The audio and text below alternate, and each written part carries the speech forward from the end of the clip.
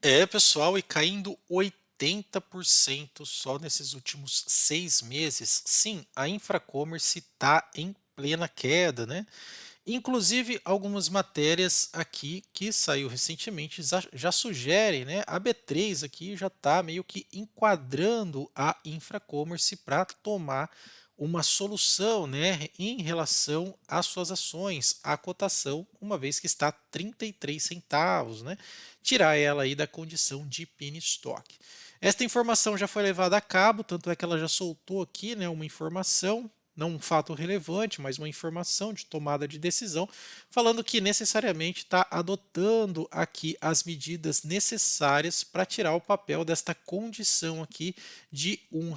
A gente sabe que a B3, né, não suporta um período tão grande assim de papel cotado até R$ 1 e lança mão aí, né, para a empresa poder tomar alguma providência. Normalmente o que as empresas fazem, elas fazem o grupamento destas ações para impedir que grandes volatilidades, né, ou seja, se eu pegar aqui no gráfico diário, 1 centavo, né, causa uma volatilidade de 3% praticamente num papel que está sendo cotado a 33 centavos. Então isso é bem complicado porque faz um sobe e desce. Só nos últimos 5 dias esse sobe e desce representa 10% e nesses últimos 6 meses esse sobe e desce representa 80%. Então acaba entrando numa espiral, né, de declínio aqui, então ela precisa tomar alguma providência, assim como fez a Sequoia, né, a Aeres, entre outras empresas. Quando a gente observa aqui os valuations da empresa, a gente consegue perceber um dos maiores descontos que existem hoje na bolsa, né?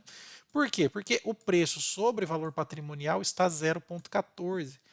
Isso significa que você vai levar a empresa do seu valor patrimonial com desconto de aproximadamente 86%. Sim, todo o patrimônio da empresa, né, descontado grandemente aqui. Então a gente vê em volume de vendas totais, né, uma empresa que fatura aí na ordem de 3,2 bi, isso daqui é em volume de vendas. Em receitas, né, aproximadamente 219 milhões, principalmente no primeiro trimestre de 24, e um EBITDA aqui, né, que teve uma queda bem acentuada de menos 121%. Então, é uma empresa que está zigue-zagueando bastante, tomando até algumas providências, né, estancando gastos, enfim, para poder melhorar aqui a sua condição. A gente até pode observar alguns pontos interessantes. Há um crescimento na receita quando comparado trimestre a trimestre, cerca de 38%. A receita líquida teve uma queda, né, meio que marginal, e o investimento CAPEX dividido pela receita líquida também teve uma queda. Isso por conta aí, né, do estancamento da questão, né, do caixa da empresa.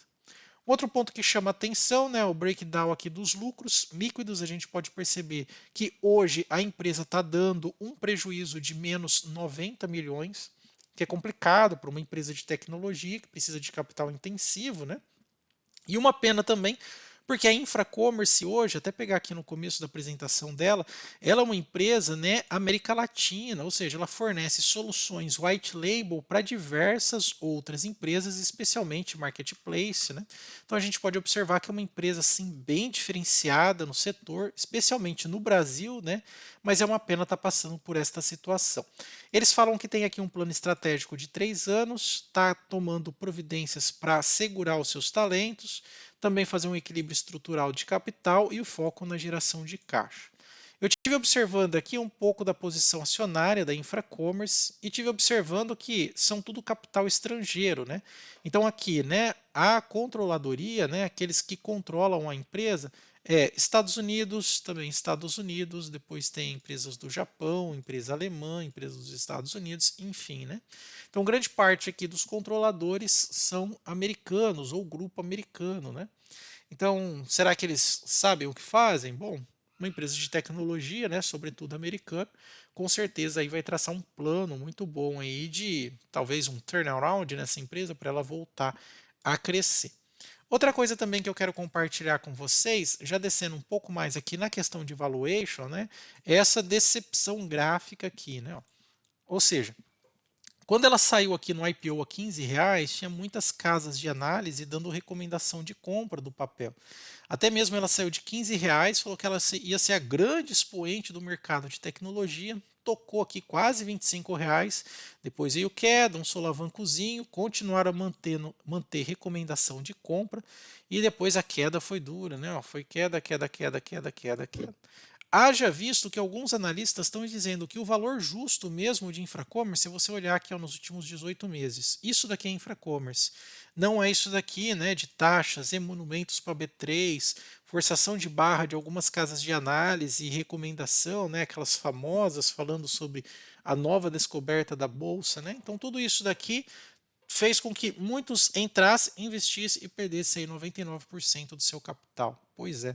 Uma das nossas premissas aqui do nosso método, né, o método do investidor consciente, o MIC, é jamais entrar em IPO. Ah, mas essa empresa aqui vai explodir, vai valer muito. Não, não entramos em IPO, tá bom? Outra coisa também que a gente pode observar é uma empresa que, apesar de ter uma margem bruta positiva, a margem líquida é negativa. Isso acontece quando a empresa, né, ela não tem uma base sólida de fundamentos. Ou seja, ela está passando por um revés, né, uma mudança estrutural. Porque você tem pontos que está para cima, pontos está para baixo, para cima, para baixo, para cima, para baixo. Você não consegue aqui, olha, separar o que é ruído e o que é sinal. Você não consegue saber qual que é a lógica da empresa aqui do ponto de vista de valuation, tá? Até os números refletem isso, olha lá, um ROI negativo, aí tem, por exemplo, um LPA marginal, tem receitas líquidas negativas e margem bruta positiva. Então, um número para cima, outro para baixo, um para cima, outro para baixo.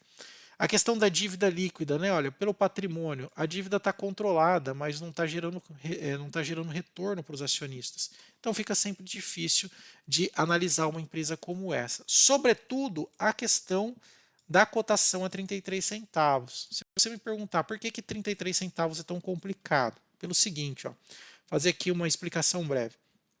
Se uma ação custa R$ 1 na bolsa, o mínimo múltiplo negociável na B3 é 1 centavo, não concorda? Então é 1 centavo, não tem como você comprar uma ação por meio centavo. Então é 1 centavo. Se uma ação custa R$ 1 e o book de oferta oscila 1 centavo para cima, 1 centavo para baixo, logo você aqui vai exercer a cada número decimal, né, a cada centavo, 1% de oscilação, se ela custar R$ 1, ok? Agora imagine o seguinte, imagine que aqui, olha, ela custe 33 centavos, né? Ó, vamos pegar aqui, deixa eu ver se eu tenho uma borrachinha aqui, ó, vou começar de novo. Então imagine que agora a ação custe 33 centavos, como é agora que está acontecendo, né? 33 centavos. O mínimo múltiplo negociável ainda é 1 centavo. Só que 1 centavo negociado numa ação de 33 centavos vai gerar uma oscilação de 3%. Tá vendo? Ou seja, o papel fica impraticável, ele fica totalmente insustentável do ponto de vista de volatilidade. Né? Então, 1 centavo. Agora imagine 2 centavos, dá 6% no papel. Aí você fala assim, tá, mas eu posso ganhar muito com isso. Tá, mas você também pode perder. E normalmente, quando uma ação chega nesse valor aqui, olha, ela já está praticamente perdendo seus fundamentos. Aí ela tem que fazer um plano de grupamento. Ela pode fazer nesse valor, por exemplo, de 1 para 20, né? Ou seja, uma ação, perdão, né? Se você tem 20 ações, na verdade seria 20 para 1, né? 20 ações vão virar uma ação. Se ela está custando 0,33 centavos, o que vai acontecer? Ela vai aglutinar 20 ações de 33 centavos, agora você tem uma ação de R$ 6,60. Né? Então você tinha 20 ações, agora você tem uma só de 6,60. Aí o que acontece? Elimina um pouco o vol, né? Ou seja, a volatilidade. Por quê? Agora, 1 centavo de negociação numa ação custando 6,60 vai dar 0,6% de alteração. Tá? Então, isso daqui né, diminui bastante aí a condição dela de, na verdade, 0,06 centavos. Né? Então isso diminui bastante a condição de volatilidade desta ação, tá bom? É por isso que a B3 logo já lança uma nota quando ela está muito tempo sendo cotada abaixo de 1 centavo, que precisa tomar alguma providência. É provável que logo a gente vê alguma medida aqui sendo tomada, tá bom? Vamos ver do ponto de vista fundamentalista e aluguel de ações? Ó, vamos primeiro aqui ver a questão do aluguel para ver o efeito especulativo sobre infracommerce. Isso é importante você olhar, tá? IFCM3, vamos pegar aqui, ó.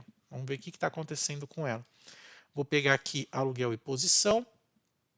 Quero ver a quantidade de ações alugadas. Ah lá, o que aconteceu aqui foi o efeito de subscrição, aumentou, né, a quantidade de ações, capital social da empresa. Isso daqui normalmente foi no começo do ano, né? Saiu aqui, vamos ver, de 300 milhões de ações para 600, quase dobrou, né? Aqui, né, a quantidade de ações. E aqui, dê só uma olhada, olha como está crescendo o aluguel, olha, do começo do ano para cá, olha. Saiu de 3%, está quase atingindo 7%, né, o que é bastante coisa. 7% de ações alugadas. E o Barça sempre fala que quanto mais ações alugadas, mais a pressão de venda, né, e o preço fica seguro, fica preso, né? Isso você pode ver até aqui, olha, na questão do preço, ó, pegar nos últimos 6 meses, veja que o gráfico é totalmente um correlacionado ao outro, né? Enquanto que o preço cai, a quantidade de ações alugadas sobe, né? Isso você vê aqui por essa inflexão. E você também pode tentar ganhar alguma remuneração uma vez que esta ação está tão especulada. Como? Taxa de aluguel, né? Se você tem essas ações, você pode deixar elas alugadas. Vamos ver aqui, registro. Vamos ver se elas estão pagando alguma coisa que vale a pena, né? Olha, ela já pagou quase que 20% só para você deixar ela alugada. Hoje ela está pagando 1,64, é muito pouco. Se pegasse esse período aqui do final do ano, olha que ela estava pagando 10, 11%, 20%, seria bom negócio, né? Mas hoje ela está pagando pouco, nem compensa muito o risco. Vamos ver lá no nosso painel fundamentalista, com base em Benjamin Graham e Joe Greenblatt, o que eles acham de infracommerce. Se você quiser acessar esse painel, vou deixar aí o link na descrição e também nos comentários. Já batemos a meta aí de 400 acessos. Estão gostando bastante, né? As pessoas que estão acessando estão ajudando bastante na tomada de decisão. Vou colocar aqui IFCM3, sempre em maiúsculo, né? Errei aqui, ó. IFCM3, vou dar um Enter. Olha lá, o que eles dizem, tanto Greenblatt, o pai da Magic Formula, quanto Benjamin Graham, o pai do Velho Invest. Tá cara e não tem como calcular o preço. Por quê? Empresa com retorno negativo, PL negativo, sem dividendos, tá? Então, hoje para eles não passa nem perto. E para mim também não, né? Fazendo lá o nosso famoso bonequinho aqui, né? Ó, o Bruninho aqui, ó. Então, o que acontece? Eu tenho três ranges no meu radar, né? Eu tenho as ações que estão próximas de mim, Kepler, Rani, né? Eu também tenho aqui Basa, e algumas outras que a gente pode falar na frente.